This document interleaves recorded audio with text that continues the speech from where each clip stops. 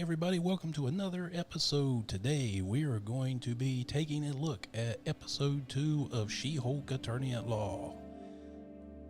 So guys, look, I like She-Hulk. I like this show, so I get it. There's a lot of people out there that hate it, and they're sending hate to people who like it. So with that said, bring me your hate, shower me with it. because I like this show. Is it perfect? By no means it isn't. But it doesn't mean that it's bad. And I get there's some cringy stuff in there, and some of the jokes don't always hit. And some of the things don't necessarily make sense. But it's a good time when you get past all those things, and that's essentially what this is supposed to be.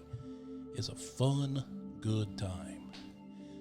I know a lot of other people have already done their reviews and already got them out there. I wanted to give everybody a few days to watch it because I am going to spoil the shit out of this. So let's get into it.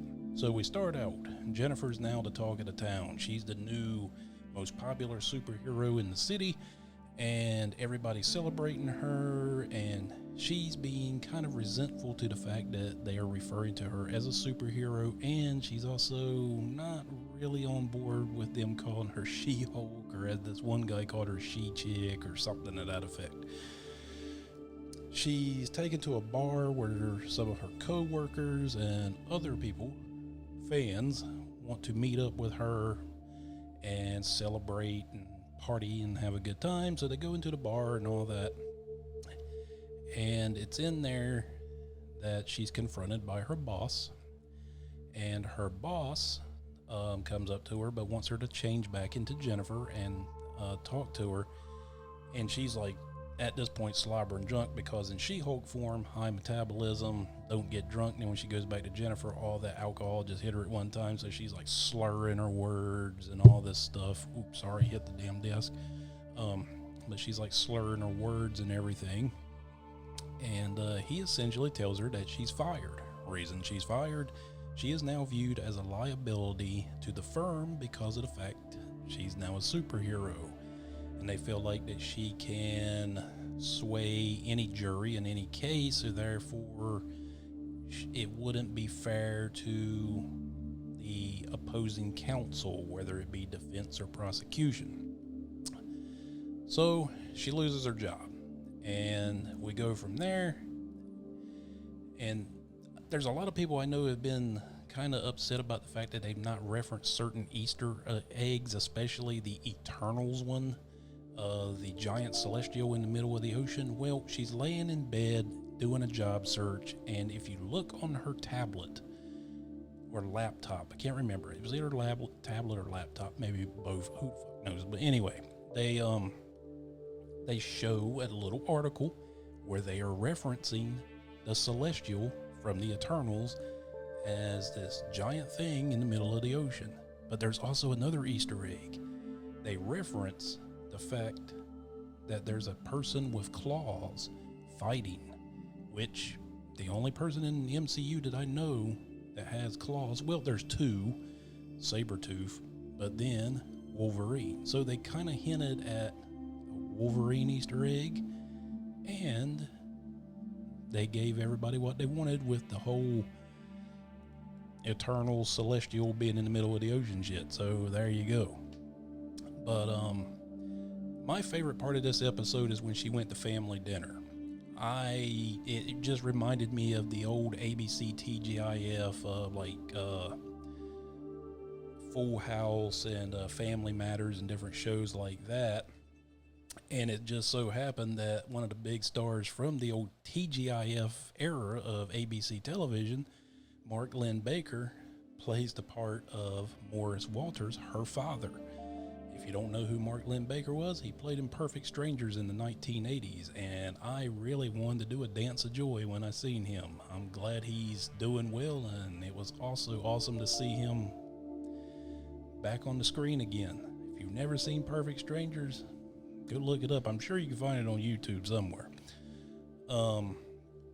It's from there she gets contacted about this new job from GLKH Law Firm. Come to find out, GLKH was the reason why she got fired. so they could hire her because they want to start a superhero division and they want her to head it up. But her first case, and this was where I really love this episode, her first case has to be getting Emil Blonsky paroled. Who's Emil Blonsky? One of the Hulk's arch nemesis, the Abomination. And guess who is back playing him? Tim Roth was back. I popped for that. I was like, man, I'm glad because they're keeping it canon with that the old movie from 2008. I didn't think that they would, but they did, and it was good to see Tim Roth back as Emil Blonsky, and he's so much different now. He's more like reserved. He's kind of, calm. He's telling her he's so remorseful for all the bad things he did. He's changed, turned over a new leaf, and he wants to be a productive member of society.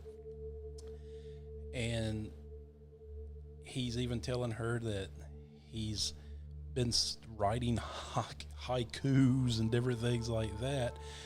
And she feels guilty because she wants to defend him because she has a soft spot for him, especially when he tells her that he was only doing what he was hired to do. He was a soldier, and he's seen a threat, and that threat was the Hulk, and he was hired to eliminate it. He thought he was Captain America, and that hit a soft spot for her because he was just a victim of everything just as much as her cousin Bruce, right? But she feels a little bit guilty, so she calls Bruce. And in that phone conversation with Bruce, she's constantly cutting Bruce off, and he's trying to talk to her, and she's asking him, oh, what's your opinion this, what's your opinion that, but yet she's still answering her own questions. And then finally he's like, you just want me to say I'm okay with the fact that you're going to take the case? And she's like, yes. He goes, I'm fine with it. She's like, you are? He goes, yeah, me and him let that go a long time ago. And then he tells her that Blonsky had sent him a haiku, a beautiful haiku at one point in time. But when they were panning out, as he was talking to her, we find out he's on the Sakaar ship. And then she loses the phone call because they go into warp drive, hyperspace, whatever they call it in Marvel. But they teased World War Hulk right there. So we're going to get World War Hulk. I mean, it's been hinted and it's been rumored that we're going to get it. I think they've even confirmed that we're going to get it, but there you go. World War Hulk is on its way. So after that, she goes back and calls her boss and tells her she's going to take the case, and he goes, good, but I think you need to watch the TV. She turns on the TV, comes to find out Emil Blonsky has escaped Damage Control prison. Now, Damage Control, for a little explanation, that was a comic book, and basically they were a group that would come in and clean up after superhero fights. And they have a maximum security prison. That's where Abomination is. Just want to get that out of the way in case you're wondering what Damage Control prison was, or Damage Control. So she gets on the phone with her boss, and he tells her, good, that you're taking the case. And she goes, yeah, I'm taking the case. And he's like, well, you might want to turn on TV. So she turns on the TV, and what does she see? Emil Blonsky's escaped prison, and now he's in the middle of a cage fighting Wong from the Shang-Chi movie. So this completely links She-Hulk with Shang-Chi now. So I just like how this show is kind of spider webbing out and kind of, linking itself onto other films that have come out recently, like Eternals, like Shang-Chi, hinting at the future World War Hulk movie. It's pretty awesome. Now, my pros and cons. Pros, I really enjoyed this episode. I like the fact that Tim Roth's back. I was so happy to see Mark Lynn Baker back. His chemistry with Jennifer in this as the father was awesome, and nostalgia feels all over because I grew up watching his show. If I just enjoyed the episode. I thought that it was funny. I thought the jokes were a little bit better in this one. The writing maybe wasn't quite as strong, but it worked for me. Cons was what I said. The writing was a little bit weaker. I've heard some people say that as well. I don't think it's as bad as some are saying, but